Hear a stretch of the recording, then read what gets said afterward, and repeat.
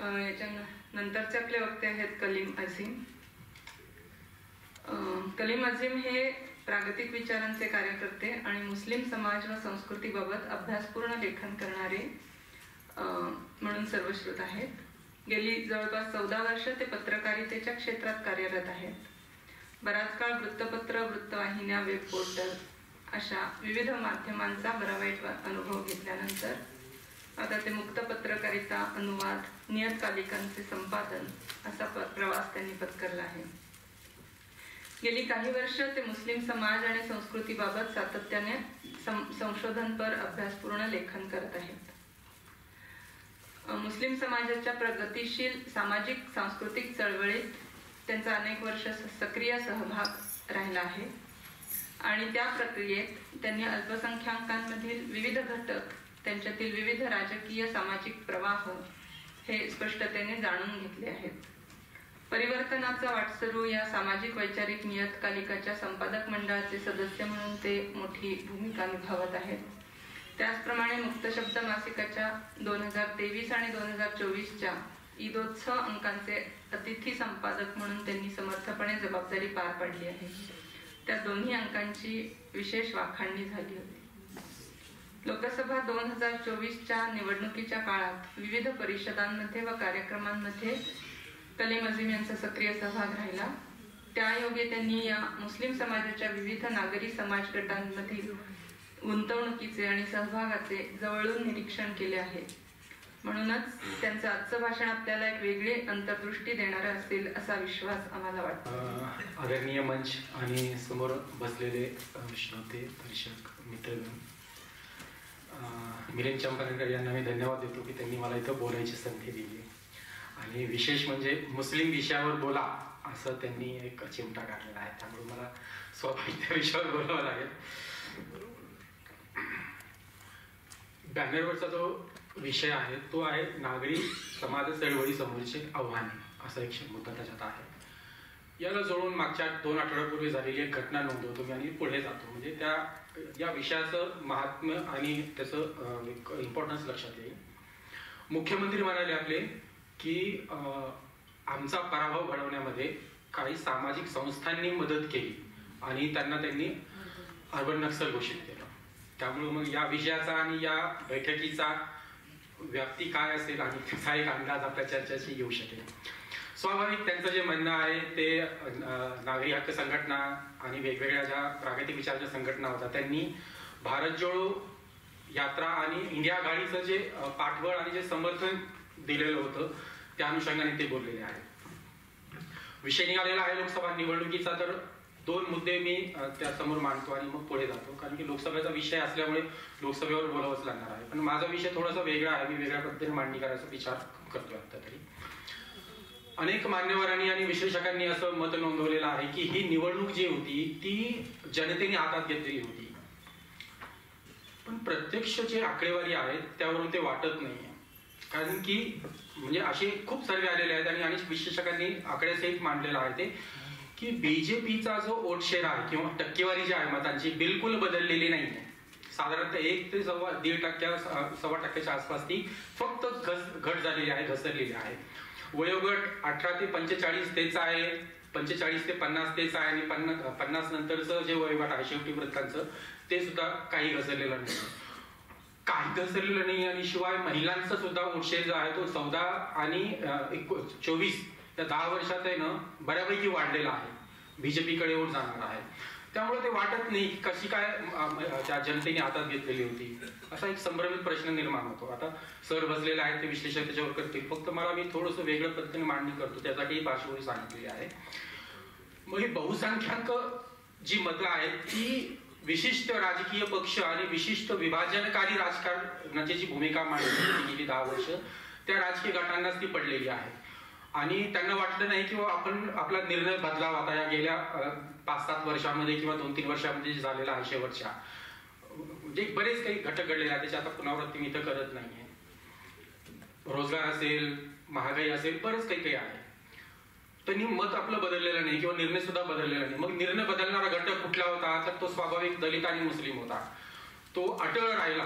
त्यांना वाटलं की आता म्हणजे एक अशी चर्चामध्ये निघालेली आहे की मुसलमानांना आणि दलितांना पर्याय कुठे आहे.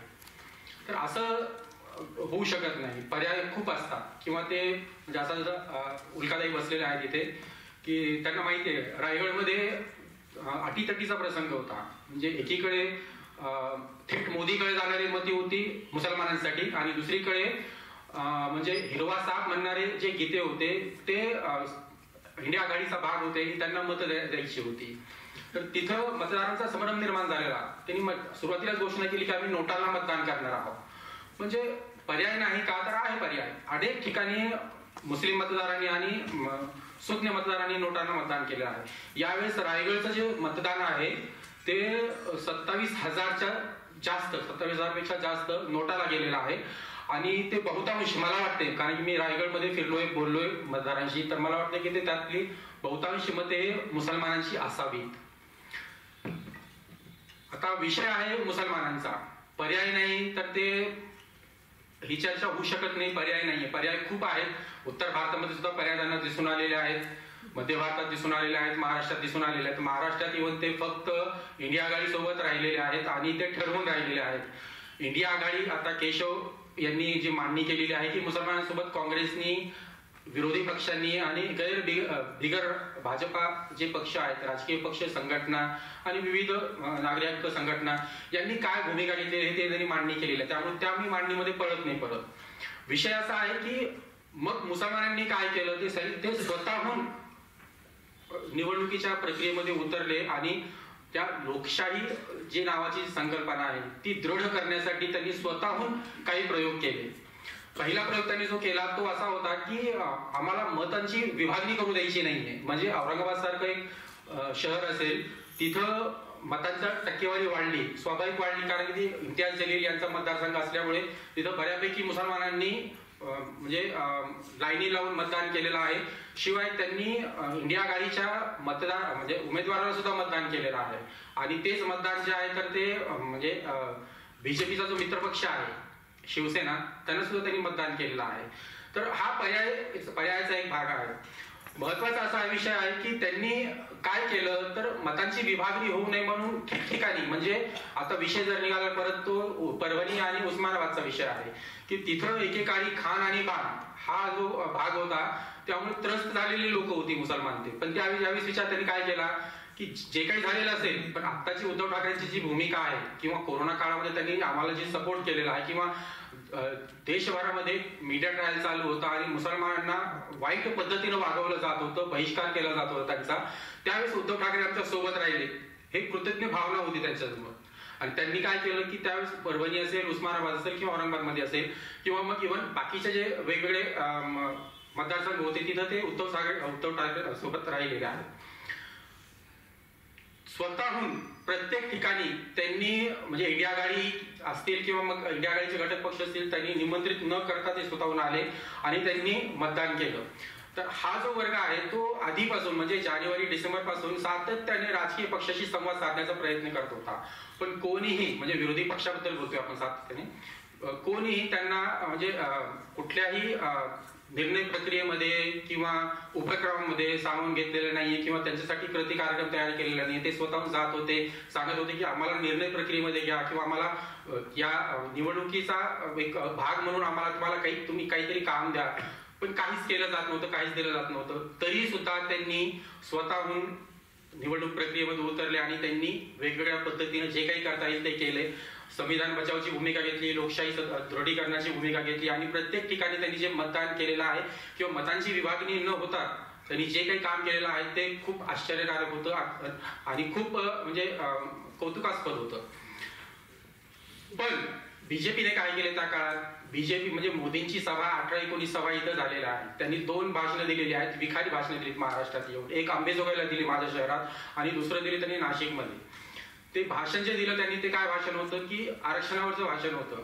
आता थोडंसं मागे जाऊन वर्ष 1.5 वर्ष आधी मागे जाऊन मी थोडंसं एक रिकॉल करतो. त्यांनी पसमानदा भूमिका घेतली बीजेपीने आणि त्यांनी काय केलं, सामाजिक न्याय आम्ही मिळवून देणार पसमानदा वर्ग घटकाला असं त्यांनी जाहीर घोषणा केली. मग काय करणार तर काँग्रेसने जे अभिजन अशरफ मुसलमानांचा जे अनुनय केलेला आहे तो आम्ही करू देणार नाही आणि आम्ही पसमानता म्हणजे मागास हा शब्द आहे, तो मागास मुसलमानांच्या कल्याणासाठी आम्ही काम करणार. पण यांनी निवडणूक या प्रचार काळामध्ये काय केलं, सर्वात आधी जो अटॅक केला तो आरक्षणावर केला, मुसलमानांच्या आरक्षणावर अटॅक केला त्यांनी. तत्पूर्वी काय करत होते, पसमानता ज्यावेळेस संघटित करत होते ते सर्वात जास्त म्हणजे झुंड हत्या असेल किंवा मग मॉब लिंचिंगचा जो बळी आहे तो कुठला समाज आहे, 92% जो वर्ग आहे तो पसमानता वर्ग आहे, जो पीडित आहे, शोषित आहे. इतकं सगळं चालू असताना, इतकं सगळं घडत असताना समाजासोबत समाजाने काय विचार केला की आपण काहीतरी सकारात्मक त्या सकारात्मक प्रक्रियेचा भाग होऊ पाहतोय, त्यासाठी आपण बीजेपीला साथ संगत केली पाहिजे असं त्यांना वाटलं आणि ते बीजेपी सोबत आले. पण काय केलं त्यांनी, कर्नाटकमध्ये सर्वात आधी त्यांनी अटॅक केला आरक्षणावर. म्हणजे हा आरक्षण जे आहे ते संविधानाने दिलेलं मुस्लिम मागास घटकांचं आरक्षण होतं, त्या आरक्षणावर अटॅक केला आणि ते काय म्हणले, आरक्षण चोर, बरंच काहीतरी ते त्यांनी सांगितलं. आणि नाशिकमध्ये अंबेजोगाईमध्ये ते काहीतरी काय सांगितलं की हे काँग्रेस सत्तेवर आल्यानंतर ओबीसीचं आरक्षण काढेल, दलितांचं आरक्षण काढेल आणि हे सगळं आरक्षण मुसलमानांना देऊ करेल. म्हणजे हे दिशाभूल करणारं विधान होतं. पण तरी बऱ्यापैकी मतदारांनी त्यांना नाकारलं. अंबेजोगाईमध्ये म्हणजे बीडमध्ये सुद्धा नाकारलं आणि नाशिकमध्ये सुद्धा नाकारलं. ते 2 उमेदवार जे आहेत ते खूप म्हणजे मोठ्या मताधिक्याने त्यांचा पराभव झालेला आहे. मग पुढे काय केलं त्यांनी, इंडिया आघाडीनं ज्या पद्धतीनं म्हणजे प्रतिनिधित्वाची जी भाषा केली जात होती मुसलमानांबद्दलची, मुसलमान म्हणत होते किंवा आम्हाला लोकशाहीमध्ये प्रतिनिधित्व द्या किंवा मग आम्हाला उमेदवारी द्या. दुसरा एक वर्ग घटक असा होता की तो उमेदवारीची भाषाच करत नव्हता. ते म्हणत होता की फक्त आम्हाला ज्या पद्धतीनं आम्ही निवडणूक प्रक्रियेचा भाग होतो या प्रक्रियेमध्ये आम्हाला सामावून घ्या. तरीही कुठल्याच म्हणजे राजकीय गटाने किंवा पक्ष संघटनेने त्यांना म्हणजे जवळ केलेलं नाहीये. तशा अवस्थेतही मुस्लिम बऱ्यापैकी आणि खूप म्हणजे काय म्हणतात त्याला की सकारात्मक पद्धतीने निवडणुकीचा सहभागी झाला.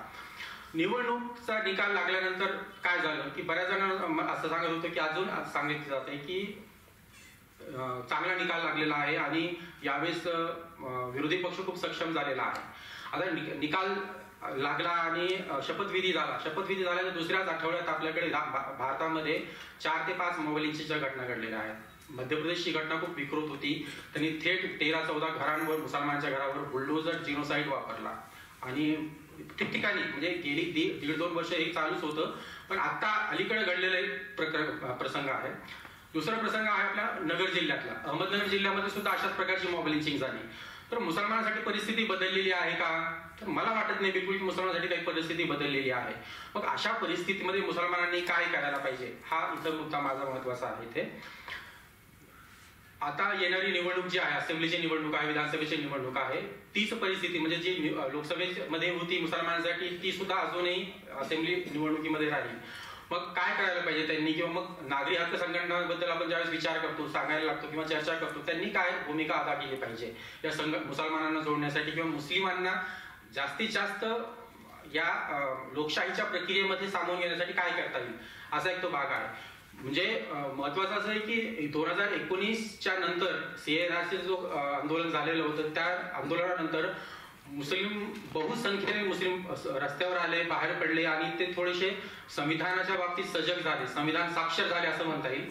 दुसरा एक मुद्दा असा होता की ते राजकीय प्रश्नाबाबत ते खूप जास्त सजग झाले आणि त्यांनी काय केलं की सिव्हिल नाफरमानी म्हणजे सविनय कायदेभंगाची चळवळ सुरू केली सुरुवातीलाच. आणि त्यांनी जो कायदा केलेला आहे तो कायदा नाकारला त्यांनी आणि सत्याग्रह सुरू केला.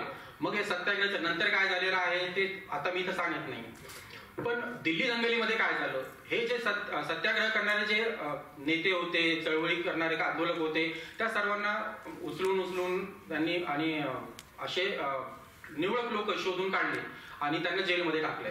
म्हणजे जामियामधले असे काही माझे मित्र आहेत, त्यांनी फक्त एका ह्याच्यात भाग घेतला मीटिंगमध्ये.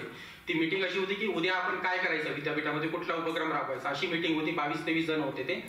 त्या सर्वांना त्यांनी अटक केली, अजूनही ते जेलमध्ये आहेत. म्हणजे ज्यावेळेस मुस्लिम राजकीय होण्याचा प्रयत्न करतो किंवा मग राजकीय हक्काची मागणी करतो त्यावेळेस प्रत्येक कुठलाही राजकीय पक्ष असेल तो स्वस्थ बसत नाही, तो अस्वस्थ होतो आणि त्याच्या म्हणजे असं वाटतं की आपल्यावर खूप मोठा अटॅक होतो आणि मुस्लिम आता राजकीय हक्कांची आणि नागरी हक्काची मागणी करायला लागलो, मग आपण कुठं तोंड लपवायचं किंवा आपण कुठे जायचं किंवा आपण त्यांना काय उत्तर द्यायचं असा एक त्याचा संभ्रमित प्रश्न असतो. त्यामुळे मग ते काय झालं की अजूनही म्हणजे 19 ते आता म्हणजे जवळपास 4.5 वर्ष झालेले आहेत. अजूनही ते जेलमध्ये आहेत. कुठल्याही विरोधी गटाने त्यांच्या विरोधात त्याच्या किंवा त्याच्या समर्थनात आवाज उठवलेला नाहीये. उमर खालिद आपल्याला एक माहिती आहे, उमर खालिदच्या पलीकडे 25 ते 26 मला माझ्या माहितीप्रमाणे 26 लोक जेलमध्ये आहेत अजूनही. मग आता काय करायला पाहिजे या सगळ्या संघटनांमध्ये किंवा मग या सिव्हिल सोसायटीबद्दल आपण चर्चा करतोय किंवा प्रागतिक चळवळीची परिवर्तनवादी चळवळीची आपण ज्यावेळी चर्चा करतो त्यावेळेस म्हणजे 2019 नंतर मुस्लिम जो आहे तर या चळवळीचा भाग होऊ पाहत होते. त्यांनी थेट पहिली भूमिका जी घेतली 2014 नंतरची फॅसिस्ट राजकारणाविरोधात हुकुमशाही विरोधात त्यांनी भूमिका घेतली आणि तो थेट RSSच्या आणि बीजेपीच्या संघर्षाच्या पातळीवर आला. तो आणि आताचा या 10 वर्षाच्या कालावधीमध्ये त्याचा संघर्ष कमी झालेला नाहीये. तो आपल्या पातळीवर लढतोय, व्यक्तिगत पातळीवर लढतोय, संघटनात्मक पातळीवर लढतोय आणि वेगवेगळ्या म्हणजे संघटनांचा सोबती होऊन सुद्धा लढतोय. पण प्रागतिक चळवळीचे जे संघटक आहेत किंवा परिवर्तनवादी संघटक जे आहेत त्यांना ते सामावून घेतात का हा एक प्रश्न इथं मला विचारावासा वाटतो. परिवर्तनवादी चळवळ काय करते मुसलमानाबद्दल की ते धार्मिक आहेत. या धार्मिक या एकसंधतेखाली त्यांना म्हणजे एक ओळख निर्माण करते आणि त्या छतीखाली त्यांना भक्ती किंवा त्या ओळखीच्या अंतर्गत त्यांना बघायला लागते. पण मुळात तो धार्मिक आहे का मुस्लिम हा बहुसांस्कृतिक आहे. भारतातला मुस्लिम, महाराष्ट्रातला मुस्लिम हा मराठी आहे, तो प्रादेशिक आहे, तो धार्मिक नाहीये. तो धार्मिक त्याचा अभिन्न अंग आहे, तो धार्मिक ओळखतेची आहे. कारण की धर्म हे श्रद्धा जी आहे ते भारतीयांच्या नेणिवेमध्ये बसलेली आहे, अनेक वर्षापासून ती आलेली आहे. तर मुस्लिम घटक हा त्यातलाच एक भाग आहे. त्यामुळे तो मुस्लिम हा श्रद्धावंत आहे. पण त्याच्या श्रद्धेचा आदर करून आपण त्यांना चळवळीमध्ये सामावून करून घेतो का हा एक प्रश्न आहे. ते कारण इथं मला गांधी महत्वाचे वाटतात. गांधीनं काय केलेलं होतं म्हणजे 1920 साली खिलाफत ज्यावेळेस आंदोलन सुरू झालेलं होतं त्यावेळेस मोठी फळी बाहेर आली आणि ते राजकीय हक्काची मागणी करू लागले. तुर्कीच्या त्या सुलतानपदाच्या संरक्षण करावं ही त्यांची मुख्य मागणी जरी असली तर इथली त्यांची जी मागणी होती स्वातंत्र्य चळवळीला बळकटीकरण करण्याचा त्यांनी प्रयत्न केला आणि गांधीनं ती जी एनर्जी होती ती सगळी स्वातंत्र्य चळवळीसाठी वापरली. त्यांच्या धर्म तत्वांचा किंवा त्यांच्या धार्मिक श्रद्धेचा आदर केला. आणि गांधी कधी म्हटले नाही की तुझा धर्म बाजूला ठेव किंवा धर्मावर आधी चर्चा करूया, आपण धर्मचिकित्सा करूया किंवा तुझा इस्लाम बाजूला ठेवूया आणि नंतर आपण सामाजिक सुधारणेबद्दल किंवा राजकीय आंदोलनाबद्दल बोलूया. गांधीने असं केलेलं नाहीये. तर मला वाटतं की सामाजिक चळवळी ज्या आहेत किंवा परिवर्तनवादी चळवळी किंवा नागरी हक्क संघटनांनी हा विचार केला पाहिजे की मुसलमानांचा धर्मांचा आदर राखत त्यांना सामावून घेऊ शकतो का हा एक त्यातला एक भाग आहे. दुसरा एक भाग असा आहे की मुस्लिम हा बहुसांस्कृतिक आहे. तो काही एका धार्मिक छत्रीखाली किंवा धार्मिक ओठीखाली बंदिस्त झालेला नाही तो. तर त्याच्या संस्कृतीचा ही आपण विचार केला पाहिजे. एम एन रॉय म्हणतात फक्त एकच मिनिटात संपवतो. एम एन रॉय ज्यावेळेस म्हणतात की आपण वेगवेगळ्या संस्कृतीचा आणि धर्म प्रथांचा बहुसांस्कृतिक परंपरेचा आपल्याला अभ्यास नसल्यामुळे गैरसमज निर्माण होतात. तर मला वाटते तो एक प्रश्न इथं लागू होतो की सामाजिक चळवळीमध्ये जोडून घेताना आपण त्यांच्या संस्कृतीचा, त्यांच्या धर्माचा किंवा त्यांच्या समाज रचनेचा विचार करतो का. मला वाटतं तो विचार करून त्यांच्या वेगवेगळ्या भूमिकाचा आणि मानसिकतेचा विचार करून त्यांना जोडून घ्यावं. आणि दुसरं असं आहे की ते जोडू पाहत आहेत या वेगवेगळ्या संघटनांशी. तर मला वाटतं की हा एक महत्वाचा भाग आहे की आपण या पातळीवर सुद्धा विचार करावा आणि त्यांना जोडून घेण्याचा प्रयत्न करावा. थँक्यू.